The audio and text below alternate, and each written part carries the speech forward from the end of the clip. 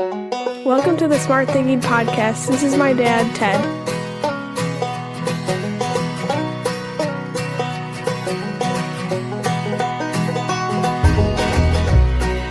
Welcome to the Smart Thinking Podcast. I'm your host, Ted Knightsky. Well, here it is. The end of the school year. Summer is here, baby. Unless, of course, you're in the Southern Hemisphere listening to this, then welcome to your new school year. But for the rest of us, I hope you're enjoying the summer version of yourself because Summer Megan is home and it's pretty awesome. So, school may be over, but the responsibility for learning always starts at home. And this episode was sparked by my friend Mark from New London. And I want to spend some time talking about how to frame your summer to keep your children learning. Now, when I say your children, it can be the children who live in your home, your nieces and nephews, grandchildren, and or the children that you support and serve every single day, even in your neighborhood. Well, the reason this is important to me is because the single greatest impact we can have in the life of a child is to intentionally create learning opportunities for them. And intentionality, well, that is the key word. I want to give you some facts about what is known as summer slide. And before I do that, I just want to share with you that I believe there are two systems that are responsible for learning in the course of a child's life. The first system, of course, is you thought I was going to say school. Nope, the family. The second is the school. And I want to give you some facts here on a few things taking place every summer across the United States. And if families are not paying attention, well, we're going to do our best here after the end of this podcast to start to help them really start to see their impact on supporting the learning of their children. So here's some facts. All right. Summer slide is something that usually occurs, in summer, and it usually occurs as a result of the lack of continued learning and application of skills over a period of time. Think about an NBA basketball player or a WNBA basketball player. They have an off season, and in the off season, the one thing they don't do is nothing. That's right. They continue to eat correctly. They continue to work out. They continue to practice, continue to play, work on their fitness, work on their game, work on their shots, work on their mindsets. They don't stop playing basketball. They stop playing organized basketball. And summer slide is as a result of two things. First, we stop playing organized learning. And two, there's no one around the children to support or encourage them to continue to apply the skills that they've learned over the course of the school year. So we need to stop that. And why do we need to stop that? Well, here are some facts. Students lose 2 to 3 months of math over summer break. Because math tends to show the most significant decline, we need to impact that by doing something about it in the summer as families. Reading skills can drop by 1 to 2 months, especially for younger students, in the absence of applying those skills. Students who don't read over summer are significantly affected. Summer learning loss, that's cumulative. Year over year, losses can add up to about 2 years of achievement gap by middle school if the summer months are not being utilized in an effort to continue the learning. Low-income students are hit even harder. They lose more ground than their higher-income peers due to fewer summer enrichment programs and opportunities, less camps, less opportunities to learn, grow, and apply their skills, and most importantly, another opportunity that's missing, organization. The summer slide contributes to the achievement gap. It's one of the most under-recognized drivers of long-term inequity in the United States. Now, think about this for a second. Teachers spend 4 to 6 weeks reteaching old materials in the fall. And as a result of that, this reduces time for new learning, again, compounding it over the course of a child's career. Because 4 weeks equals 48 weeks between first grade and 12th grade, and that is a year and a half of school. Summer learning programs can reverse the slide. High-quality summer programs boost academic outcomes and engagement. And listen to this. Reading just 2 to 3 books over the summer can help prevent reading loss. Access to books matters more than quantity. And we're going to talk about what to do about that. And daily learning activities as short as 15 to 30 minutes can help maintain skills because consistency is the most important thing, and it impacts students more than intensity. In other words, doing it over and over and over and over again is more important than doing a lot of it in a little bit of time. And hands-on and outdoor learning keeps kids engaged, and there's a ton of ways to do that because summer is a chance to learn differently through exploration, travel, and real-world connections. And that's what we're going to talk about today. Summer Slide is the responsibility of the parents and the guardians.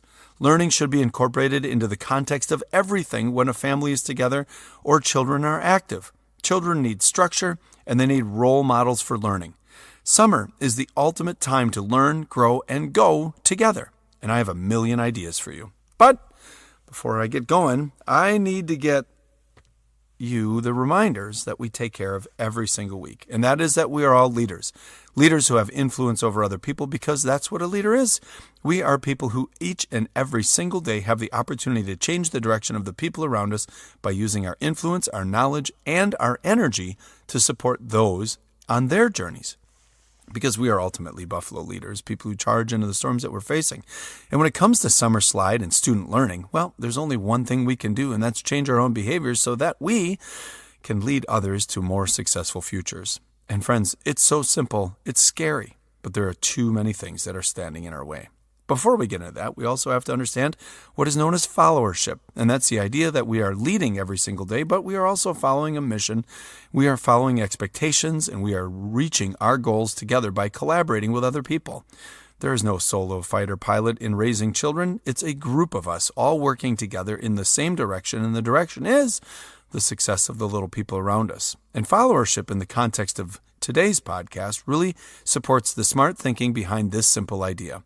You, yes, you, whoever you are listening, has the opportunity here to do something different for kids, either providing materials by being a teacher who shares that information, or as a parent, grandparent, aunt or uncle, neighbor, whatever your role is in the life of children, but changing how you act and following the expectation that kids need support all of the time. And that comes when you, the one listening, when you do things a little bit differently. And you operate with a little bit of empathy. Because empathy is the single greatest driver of education and educational leaders, and leaders in general. Because when we put ourselves in the position of those that we serve, well, it allows us to do things a little bit differently, and specifically, more empathetically. Okay, we do that by reflecting and constantly learning. What did we do well today, and what do we need to change or challenge about our own actions? Now, before I share with you what we're going to do differently or what we're going to think about doing differently, I want to tell you a quick story.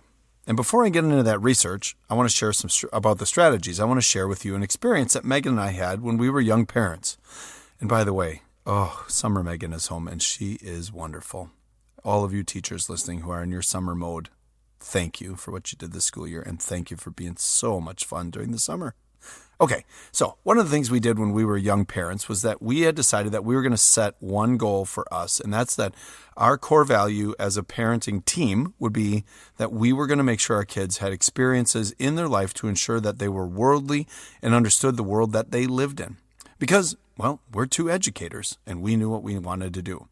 I want to disclose right now that I am very fortunate both financially and situationally, and I realize that not everyone can do the things that I'm talking about, which is why we'll offer all types of ideas here as we move forward.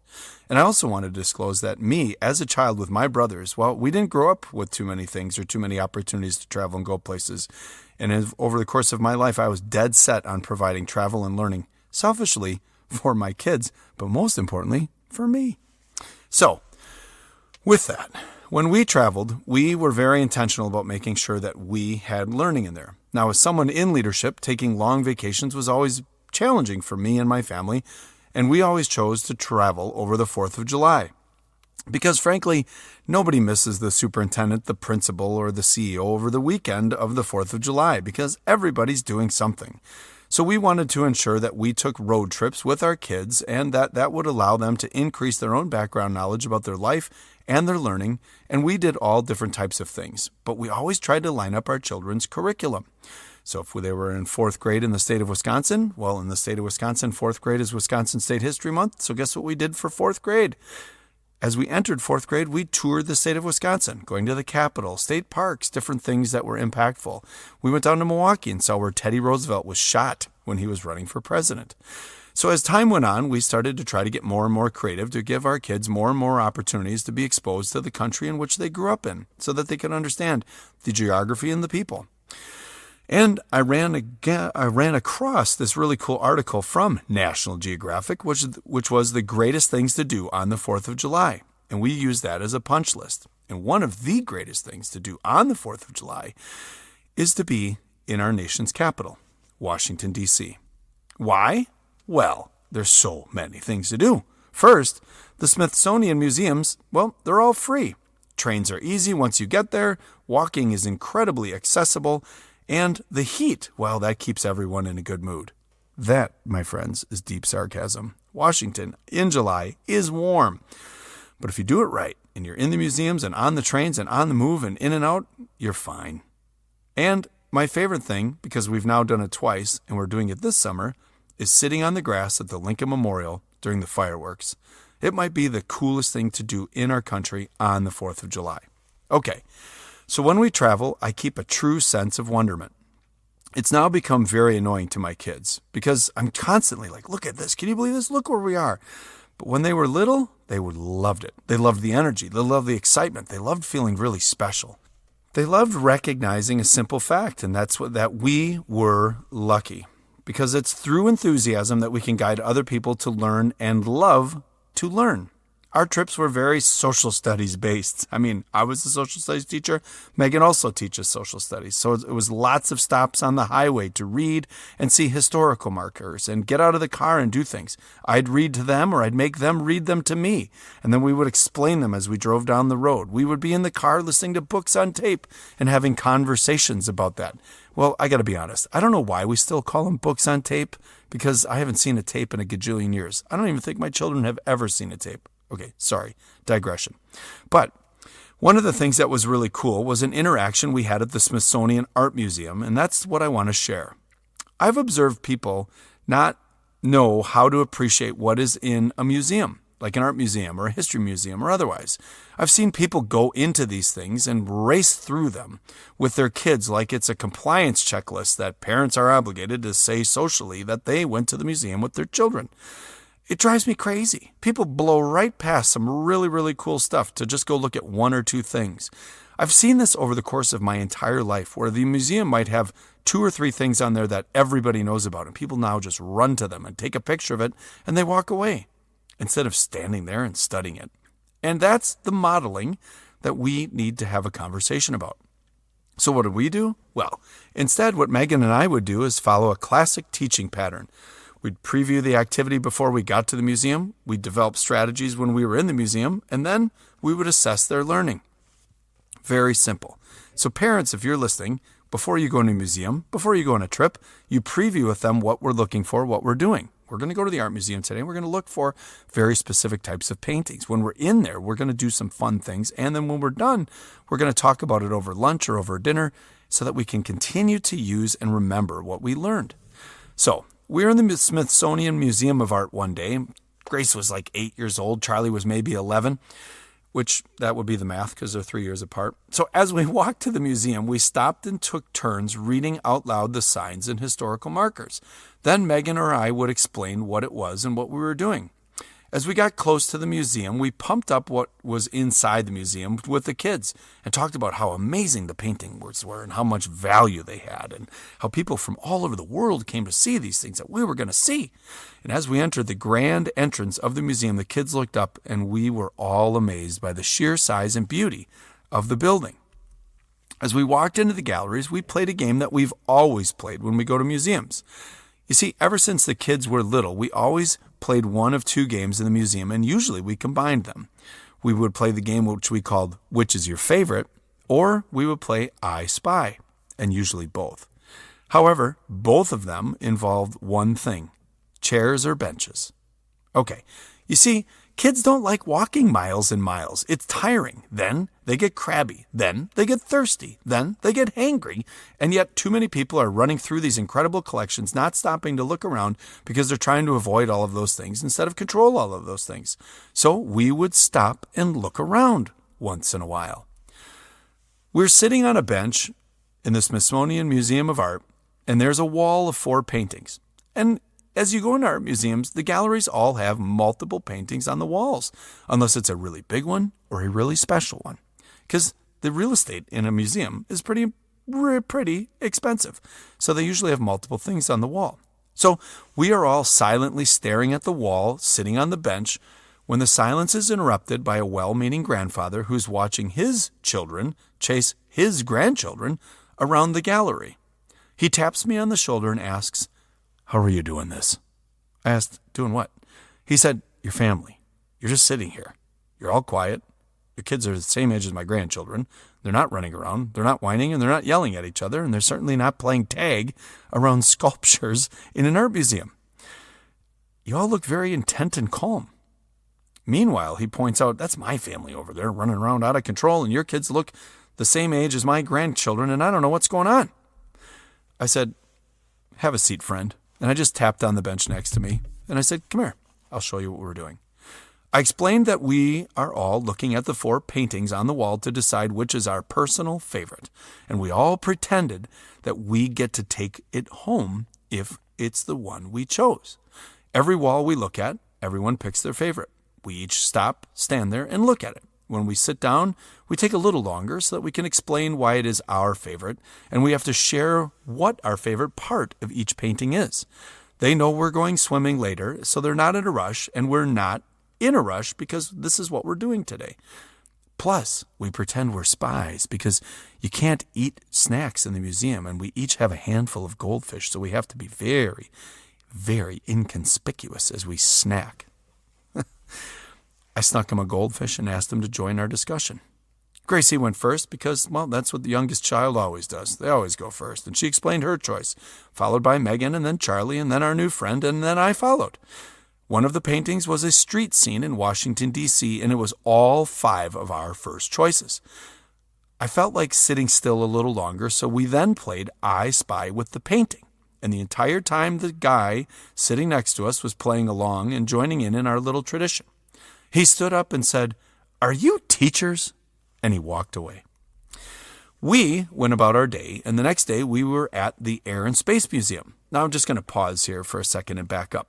That little game we have played forever. My kids are 23 and 20 years old, and this summer when we go to an art museum together, which we will be doing, we will still play the "Which is your favorite and why?" We will still play I Spy when other people walk into a gallery to try to trick them. And boy, as we've gotten older, it has gotten harder. But it's still our fun family tradition. So anyways, the next day we were at the Air and Space Museum. And as we were walking through, and I was nerding out explaining how the airplane above us was the same type that my grandfather, their great-grandfather, was a crew chief for during World War II, Charlie taps me on the side and he says, "Hey, is that the grandpa from the day before?" He's like, "Dad, look." I look over, and there's the man sitting on a bench in the middle of a large room with his family all around him, and he's playing the game. I see each of the grandkids excitedly pointing and explaining, and the entire family is calmly participating. A big change from the day before. Now, this summer, we should not have summer slide in learning. What we should do is we should empower parents with little tips like this so that they can supercharge the learning of their children. I mean, that man noticed something different about our family, tapped me on the shoulder, I invited him in, showed him what we were doing, and less than 24 hours later, there he is standing in the busiest museum in Washington, D.C., staring up at the sky with his grandchildren and his children, and they're all playing the game. And the reason I know they were is because I walked by, whacked them on the shoulder, winked at him, and said, "Hey, it's a pretty sweet game, hey?" And he goes, "It sure is." I just super sounded Wisconsin there, saying "hey" twice in the same sentence.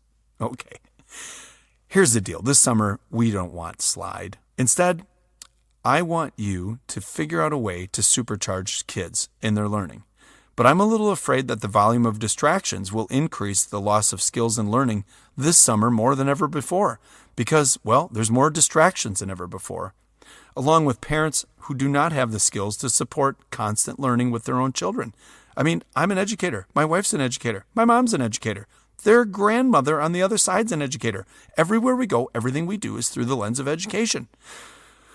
Now, you compound that with families who have limited resources to support the applications of skills during the summer or don't know to think to find ways to do it, well, then we only create a greater gap as the school year begins in August. Now, while summer school and Jumpstart programs certainly do help, you know what really helps? When parents and grandparents and aunts and uncles and guardians, when they are intentional about supporting skills. We also need to get parents thinking about the environments the kids are in all of the time. Again, at the risk of sounding like one of the crabby guys from the Muppets, I want to share some more research I did about summer now and then. Then being the 1980s, now being 2025. I did this one because I can still hear my mom yelling at my brothers and I in the summers if we were sitting around watching too much TV or playing Atari. So I researched screen time for me as a kid versus, well, your kids. And holy moly.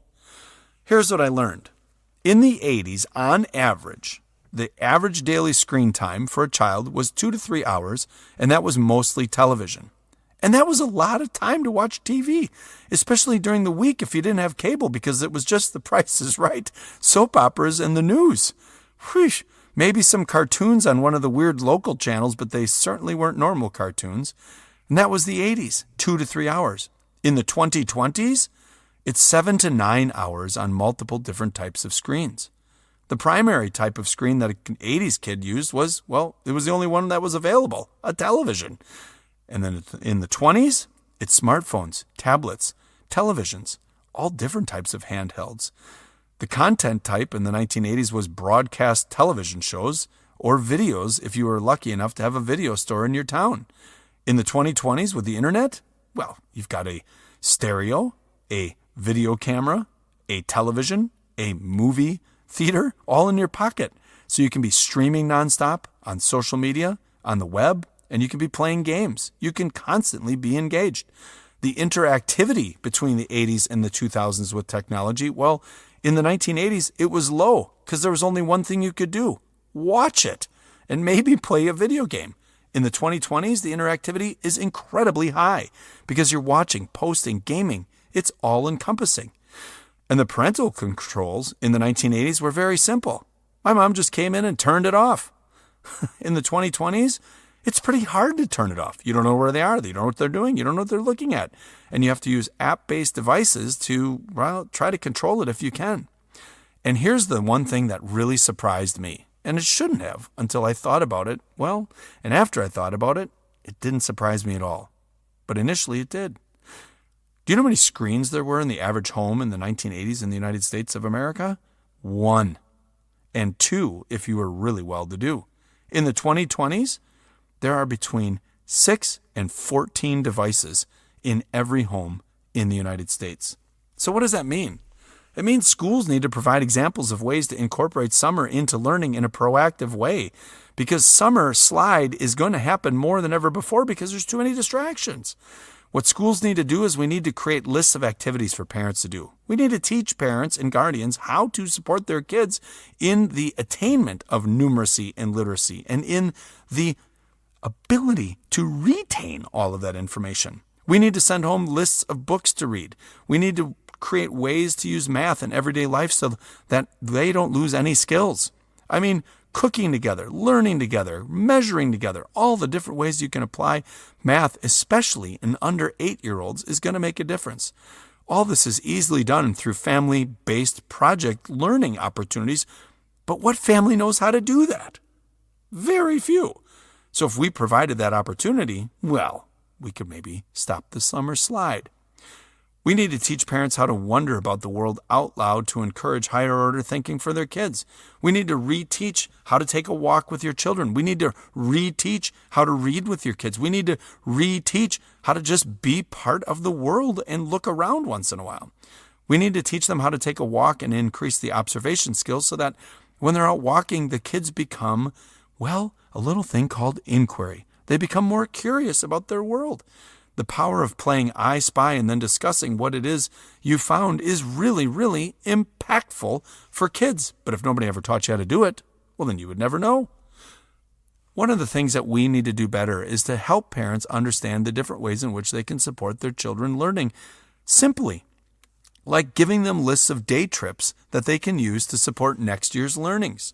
Yeah, day trips to support next year's learnings, whether that be for science or social studies, reading, language arts, or math, or any of the other non-core courses. Clear places to go and things to do. Very clear. Here, go to this city. Do this thing in this city. Go over here. It doesn't cost anything. Here are things to do when you're at the beach. Here are things to do when you're at the park. Here are things to do when you're in your yard. Here are things to do when you're on your porch. A schedule of events taking place that supports learning all across their own community. Here are different ways to learn while you're participating in what you're doing normally all summer long. Clear sets of what to expect next year and then how to support them. Did you hear that? So if you're a second grade teacher, the third grade teacher should be providing learning opportunities for the second graders as they're going into summer. Now, please don't hear this and be like, when am I supposed to create all of this? You're not supposed to create all of it right before summer. You should be thinking about it during the school year and putting together just simple little posts and ideas for your incoming students. Hey, as we're approaching learning about X, you should do Y in July. The rhyming is free today. Okay, couple more family strategies. Audiobooks and discussions. Get a couple copies of the book. Listen to it out loud. Follow along while you're sitting on the couch or around a campfire, and then pause it and stop and teach kids all about what's going on. And how do you do that? You just ask questions by doing things like, what do you think is going to happen in the next chapter? What was that character's name? Asking questions like you're kind of dense and you don't know the answers. Simple questions that will so greatly frustrate them that they think you don't know how to read because it's fun. It teaches comprehension, character analysis, all different types of things. Cook together, learn together, grow together, build together, break things together. Because the application of all of that, well, that helps measurement, numeracy, and estimating, and all of those different pieces. I mean, every time you go into a park, just ask them how many people you think are here, just to get them thinking about numbers. Ask them how many times something spins. Ask them to go to the grocery store and help add up as you're going down the aisles. Let's just take one aisle.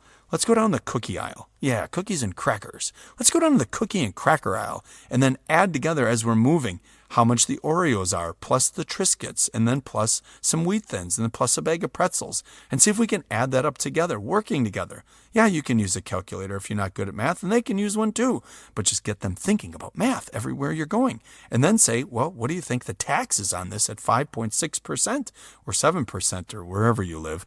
And then have them do the math in their head. The total cost of this is $10. What's 5% tax on this? And then teach them your mental tricks for how you've learned how to do the math. But again, if you've never taught anybody how to do these things, if you've never thought of how to do this, well, why would they, the parents, think to do that themselves on their own? I mean, just think of the weight of apples at the grocery store when you go to the produce section. Apples are $1 a pound. Let's get 5 pounds of apples. How much will that cost? If you don't know the answer to that, don't worry. It's $5. Okay. One of my favorite things to do is family book clubs. Step away from the devices and create time for the family to read together. The key here is time. Create the time. Create the expectation. What you do is you create a set time for everyone to read together. Set the amount of pages and then discuss everything that you all read together. Now, one of the key things, parents, adults, is that when you are reading together, you probably read a little quicker than the little people. But that doesn't mean it's okay to then pull out your phone and start scrolling up and down. Why? Don't do that, because what are you modeling for your kids? Whatever you do is what they're going to do. So when you're done reading and then you say, hey, you can't get out your phone, it's family book time, well, you're going to look ridiculous. And yes, they have micro-dopamine addictions to their phone just like you. So why would you do it? So step away from the devices and create that time. Create a set discussion for everyone to read and then get together. There's so many things that can happen when you simply do this. And most importantly, time together and learning together. And here's a challenge to my educator friends. Start posting on your social media accounts ways that parents or you keep the learning going all summer. I just read this book. My kids and I did this. We played this game today at the park. All the creative ways you approach learning with others. Can we use social media for something good other than gossiping and putting people down? Why don't we energize that by empowering people with all the different things that we're doing over the summer as educators? It's pretty simple, doesn't cost much, and, well, we can both post and have some fun at the same time. We should be posting books they should be reading, ways they can apply math, all of the things that if the kids knew would make them better learners and more importantly, better on day one of school, well, they'll probably engage. And if they won't, their parents will support it. We all need help. Heck, somebody start a summer learning TikTok series. Oh my gosh, that would take off like crazy. All the different ways to learn over the course of the summer, just in your day-to-day learning. Hey friends, here I am at the park. Look at this. They just dropped off 5 square yards of mulch. 5 square yards is equal to the volume of blah, blah, blah, blah, blah. But I would do this in a second on TikTok, but you know what? I have a face for podcasting. We need to take some responsibility and support students in the summer. And the only way to change the behavior of others is to first change our own. And Summer Slide is all of our responsibility. We need to step into the space and provide everyone with resources. Now, if I had my way, yes, I'm about to lay out a policy position, everyone. If I had my way as an educator and a leader, I would have birthing centers that had a teacher that was there the day a child was born, that would then explain to the parents how to support learning through the developmental stages of their life, especially numeracy and literacy, and all the different things they could do over every summer to support their child's retention of learning. I would make every museum in the world free for families in summer, and I'd hire educators who would work there to train parents to do different things in the different parts of all of the museums to help keep the kids engaged and, most importantly, apply their learning from the course of their lives. Parks would have learning activities within them posted everywhere so that you could see the different ways to learn, read, and apply math everywhere you went, as well as science and social studies. Parents, well, if I had my way, they would read with their kids instead of watching TV shows with their kids. Schools would have family sets of books that could be used over the course of summer. School and public school libraries would deliver their books to families like Amazon, and there'd be sets of books for the entire family. Parents would recognize that they are responsible for their children's learning in partnership with the school, not that it is the school's sole responsibility. And everyone would be able to teach their kids or grandkids.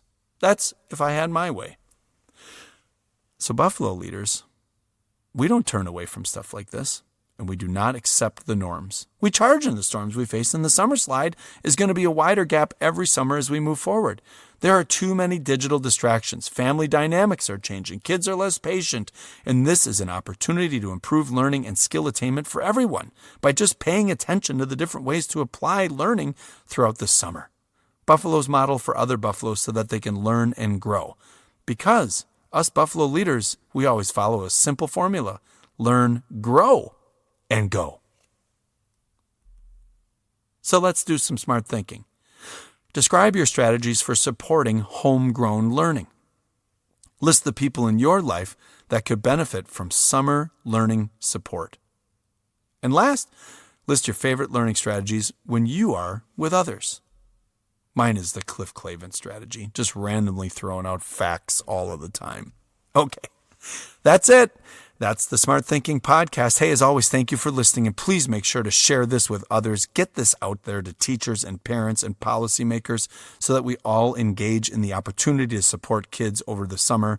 Friends, I can't tell you how rewarding and engaging and empowering it is to walk through the world with a sense of wonderment and curiosity and then share that with the little people in your life. Thank you to the Well Pennies for their great music, and as always, Golden Bear Records for letting me use all of their awesome music. This episode is going to end with a new song from Brian Heron, who is a Golden Bear Studio produced artist, and the song is called Wait. And there are about 10 seats left for the Smart Thinking Summer Retreat, so if you're interested in that, go to CISA6.org, go to our shop, and click on the Smart Thinking Retreat registration. It's going to be amazing this summer. We are going to be focusing on well-being, personal well-being on day one, and then second day, organizational well-being, how to manage and monitor all the different things in our lives to ensure that we are successful with a really cool tool that I just finished developing today, a Seasons of Life assessment. All right, as we close out, I want to issue a challenge. Yeah, that's right. I'm throwing it down. I want you to reflect upon how you can disrupt a known and unfortunately accepted idea. Summer Slide. What can we do to stop this? Year-round school, summer school, jumpstart programs, it's all been done. However, the numbers were clear. We continue to lose a lot of learning, and we continue to see flat growth amongst our students. How can we approach the gaps like professional sports? Like I said before, can you think about the NBA or WNBA? They have summer ball, winter ball, so that people can stay fit, work on their game, and be better versions of themselves. What we have for learning is the summer, and we have it in our homes.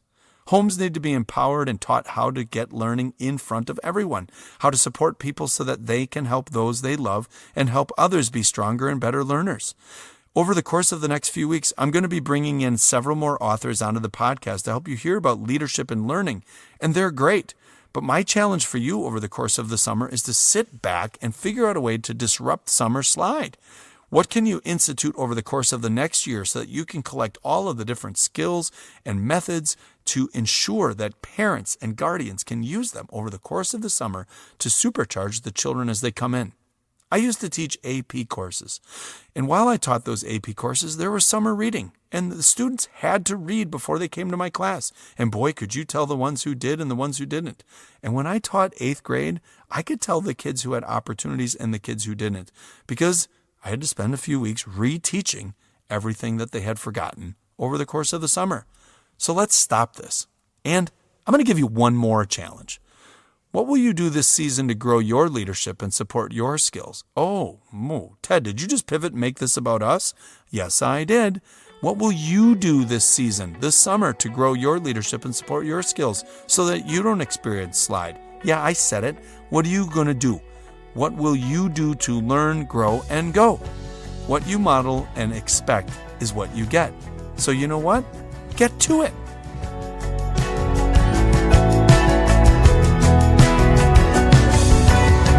Hold on just another minute, wait for me, she said. I know I'm always holding you up, but none of this will matter in the end. You say this life has no answers, so you chose to be a dancer. You shove your way right through. I've always wanted to be with you, to be with you. I guess I'll just wait for you, even though I might be the one to lose. Guess I'll just wait for you, even though I might be the one that's used.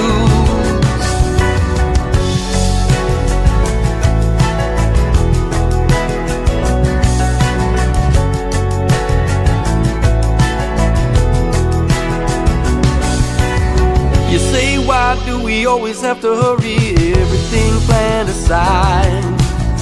Why can't we just enjoy and not worry about what's gonna happen on this ride? So sit back, but not for too long. Stop trying to figure out who's wrong. Let this story write itself, 'cause there is no way for us to tell, for us to tell. I guess I'll just wait for you, even though I might be the one to lose. Guess I'll just wait for you, even though I might be the one that's used. Maybe it's time for me to slow down, take a good look around. Time for me to stop leading the way. Just enjoy your beautiful life. Guess I'll just wait